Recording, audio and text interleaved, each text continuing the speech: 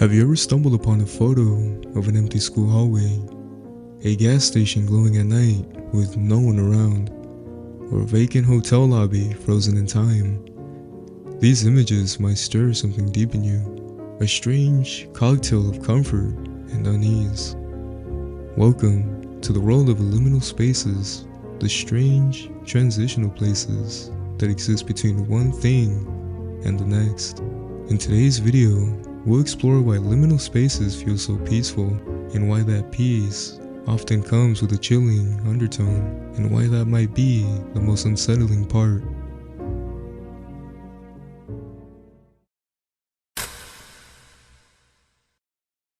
Let's start with the basics. Liminal comes from the Latin word limen, meaning threshold. Liminal spaces are physical or metaphorical places where you're not quite here, but not quite there either. Think about airport terminals, empty schools during the summer, hotel hallways at midnight, and malls at closing time. These are spaces meant for transition. They're not destinations. They're the in-between, and that in-betweenness is what gives us their eerie tranquility.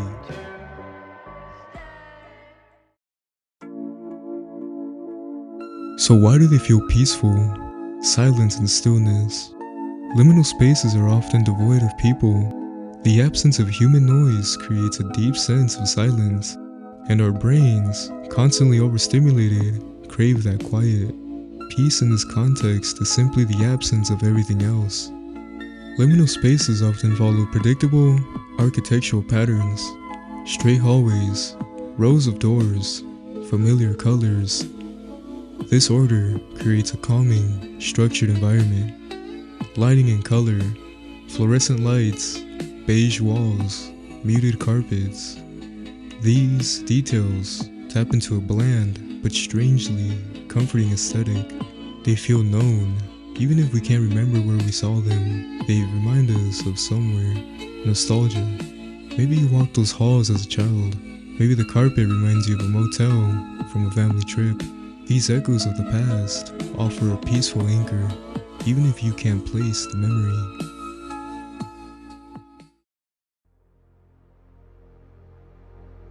But for every person who finds liminal spaces peaceful, another finds them terrifying. The uncanny. Liminal spaces mimic real environments, but are stripped of context. No people, no purpose, no sound. It's familiar but off, and our brains don't like things that are almost familiar. Survival instinct.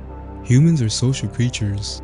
We evolved to find safety in groups. An empty public space triggers our survival instinct. Why is no one here? Am I supposed to be here? That peace begins to curdle. Dream logic. Liminal spaces often resemble dream environments, places that exist, but not quite how we remember. It feels like something is just slightly wrong, and sometimes it is. Liminal spaces have found a second life online. Subreddits, TikToks, and YouTube channels like this one explore and celebrate these quiet voids. But why? Hello? Hello? Hey guys.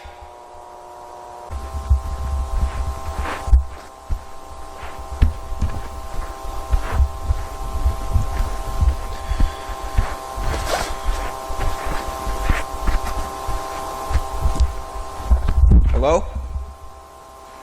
Is someone there?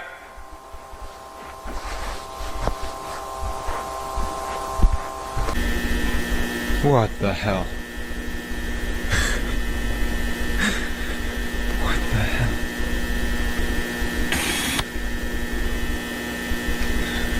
Don't move.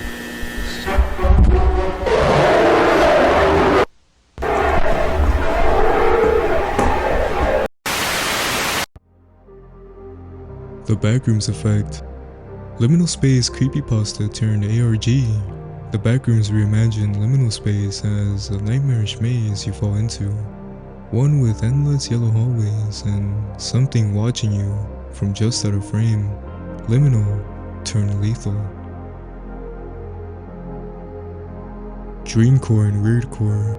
These aesthetic genres overlap heavily with liminal imagery, using lo-fi music and eerie visuals to create surreal digital daydreams.